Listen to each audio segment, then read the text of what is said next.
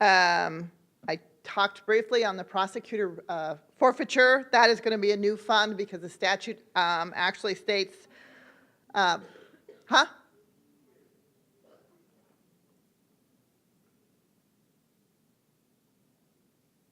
Did somebody ask a question? Because I'm sort of hearing, but I'm not hearing.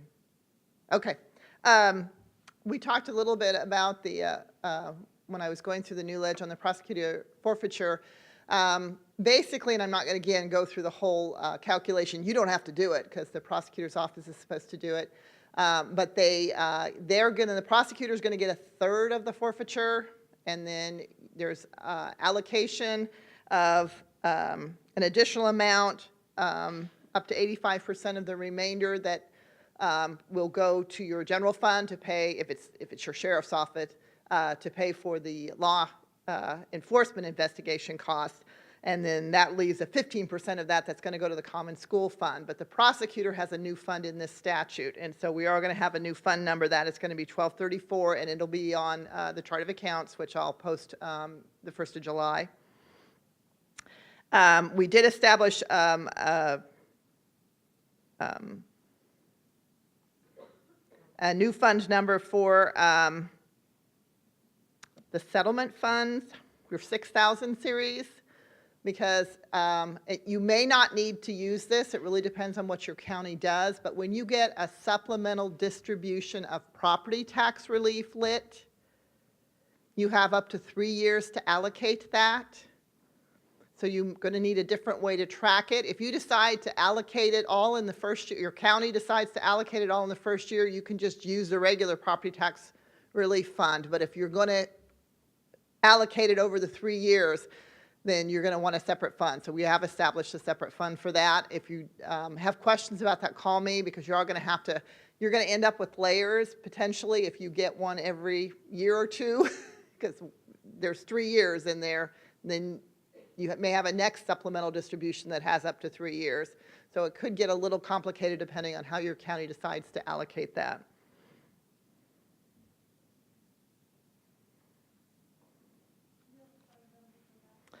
Yeah, 6204.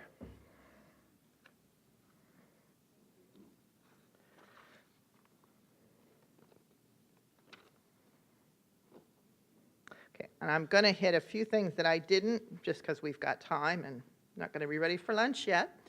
There is a slide in the new ledge on the notary.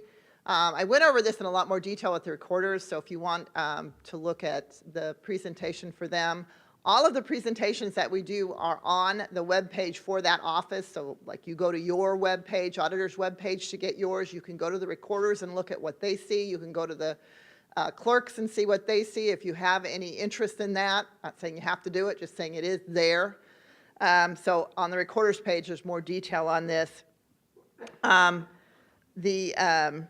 biggest thing that it addresses, which you guys, I don't know whether you'll have to deal with or not, is the potential for electronic signatures and remote notarial acts, which means that the person notarizing and the person that they're certifying doesn't have to be in the same room. They can be in another state and do it on Skyping or video equipment and recording. There's a whole bunch of rules on what makes that legitimate, just so you know that that's out there. That's kind of the wave of the future.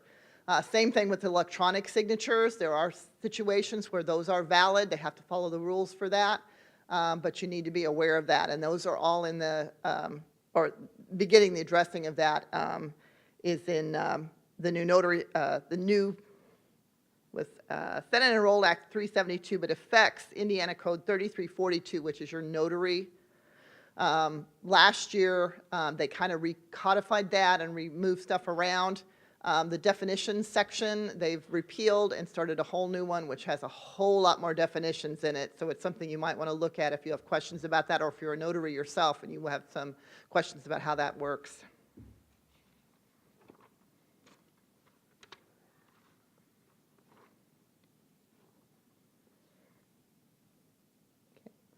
House Enrolled Act 1027, really it only affects Dearborn County as far as giving them the authority to use their admissions tax and revenue share that, because the statute for admissions tax does unlike the wagering tax, did not have a provision for revenue sharing, so they were getting comments on that. They got the legislation changed. So there's the process in action for how repeat comments don't always, if you disagree with them, you can actually get the legislation changed. I just wanted to point that out.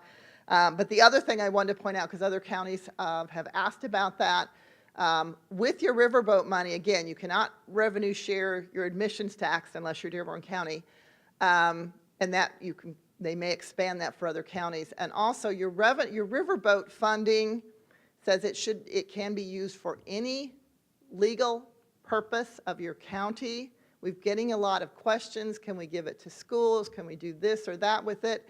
It needs to be used for a legal purpose of your county. So you must have some documentation to show how that transaction is a purpose of your county. And that's where you're running into problems during audits, is that we're not tying it directly to what, if you're talking about a school, kindergarten through 12, it is not the county's responsible to educate children between kindergarten and 12. That is the school board's responsibility. You may be giving it to a school for a county purpose.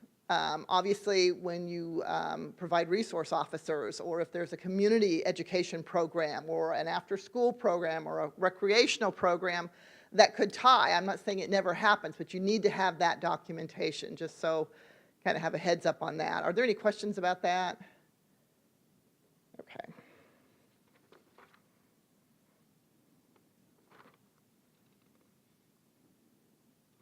Okay, and I talked briefly about the fact on their innkeeper's tax that Department of Revenue will be providing the form and the summary data.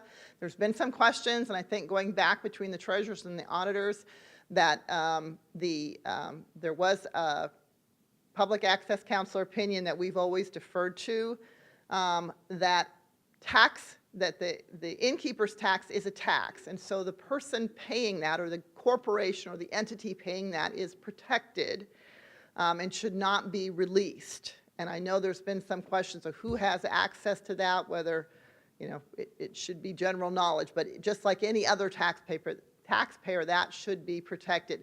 Now, currently, there's some question whether the current public access counselor agrees with that, so the opinion may change. We will defer to them on that opinion, but we do advise the treasurers that if you have anyone's asking for specific information, did such and so pay the innkeeper's tax, that you talk to your county attorneys before you release that to make sure the county is not facing any liability on that, because the public access counselor is not a court decision. It's just their opinion on what can be made available, what is public, and what should be protected.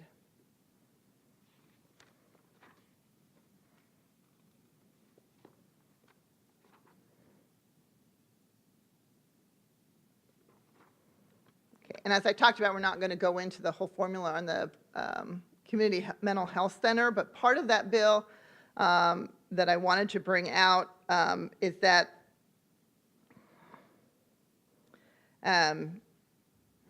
if your community mental health center is not part of a hospital, is not governed by a hospital, then the governing board of the mental health center now needs to have a county council or a member of the county commissioners on there. It's giving you more of a local voice on that board.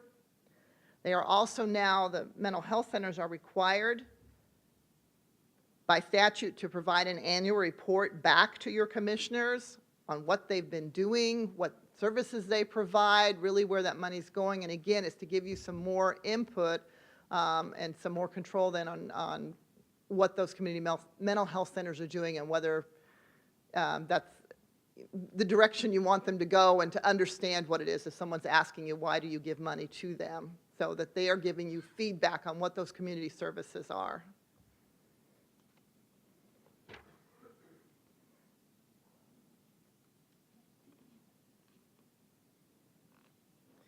Okay, and I talked real quickly on the subdivision drain repair. That's going to be a new drain fund, so we're just going to call it 2,900. Right now, the only counties that need to worry about it are Marion and Johnson counties. And like I said, originally when it was introduced, it was for all counties. So that may be expanded if the pilot programs work. We'll just have to see what happens. But what it does is allow the county to enter into a contract for the maintenance of drains within a subdivision. And that contract is between the county and the homeowners association. There will be assessments for that. Will go into a special fund, the subdivision drain repair fund. So it's another part that will come under your drainage board, just so that you're aware of that. And again, that's just 2 counties right now, but it could expand.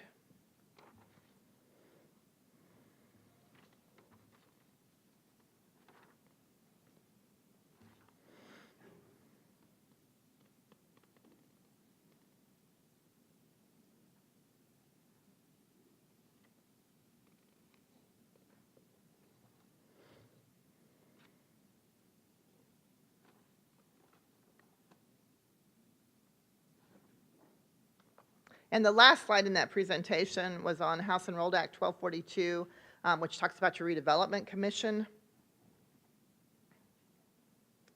And so it expands some of the duties, also some of the powers for the redevelopment commission itself. So, and it's in the slide that affects Indiana Code 36.7, which is on the redevelopment commission, and 25, which is on their powers. It's adding a new section and requires them to do an annual meeting. I think a lot of counties have realized, and probably cities and towns too, there's been a lot of pushback on what the redevelopment commission is doing with they collect the TIF allocation, and a lot of other units that are not part of the schools, townships, libraries, are wanting some more information on that. And so now there is legislation to provide that. So at the meeting, they must hold the meeting annually. At that meeting, they must present the following. They must present their budget with respect to the allocated property tax proceeds. So they've got to tell everyone what they're doing with them, what their plans are, their improvement plan for the allocation area, and what their budget is and what projects they're going to do. The long-term plans, how going forward they're going to be using that allocation money, and the impact on each taxing unit so that they're aware of how that is affecting them. And this is not something they've had to do in the past, so I just wanted you guys to get a heads up on that is something that they're going to have to start doing, because you get all the questions, I'm sure, that come in on that. It was the very last one. It's House Enrolled Act 1242. Pull it back up.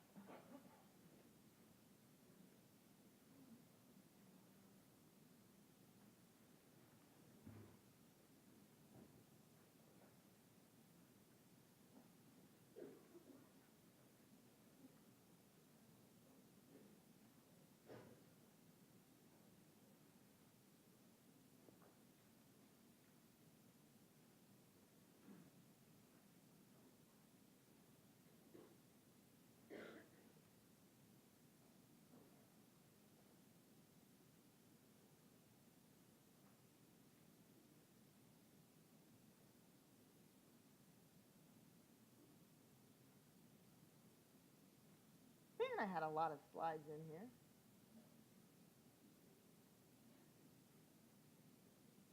There it is. And again, it's not giving you all the details. You need to go to the code to actually look at it, but it's telling you where it is.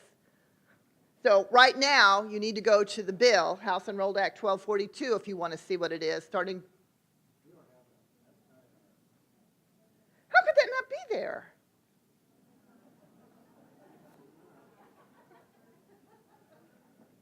Did it eat my slide? I will make sure it's there. I don't know how that happened. I will make sure that gets, that this gets. That's a big one, yeah. So that's why I wanted to point out. I'm glad we came back to it. I will just take the other one and make sure this gets back on there on the web page. But if you want to write it down, that's where it is. And like I said, for right now, until July 1st, you actually go to the bill if you want the details, and then after July 1st, they'll reissue, and you go online, and you can look at the specific statute and look for that Section 8, and it'll have the information on there, so you'll have it ongoing. You don't always have to go back to the bill for that.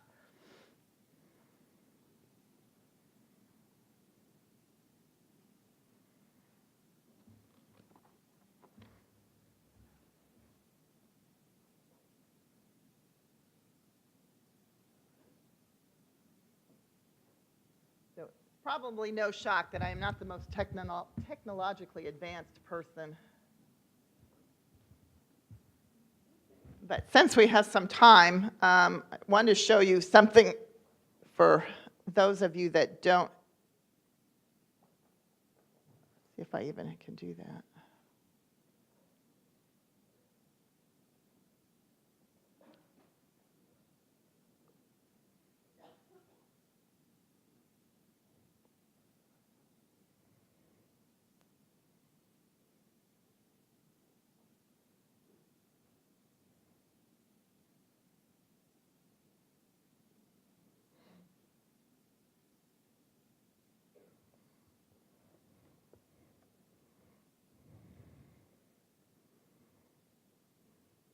So this is the General Assembly page when we're talking about going online and seeing that. And that top bar there are the ribbon there has the different menu items. So under legislation, you can open up the bills at any time in case you've never looked at this. And you can search for, you put 1242, it'll bring it up.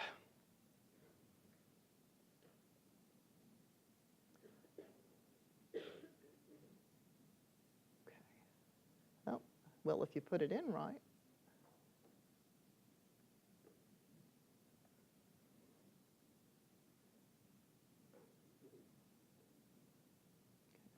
I probably put it in wrong. But anyway, you can get the latest version of it. You can get details. You can get a lot of information on it. The fiscal impact report. You're waving at me.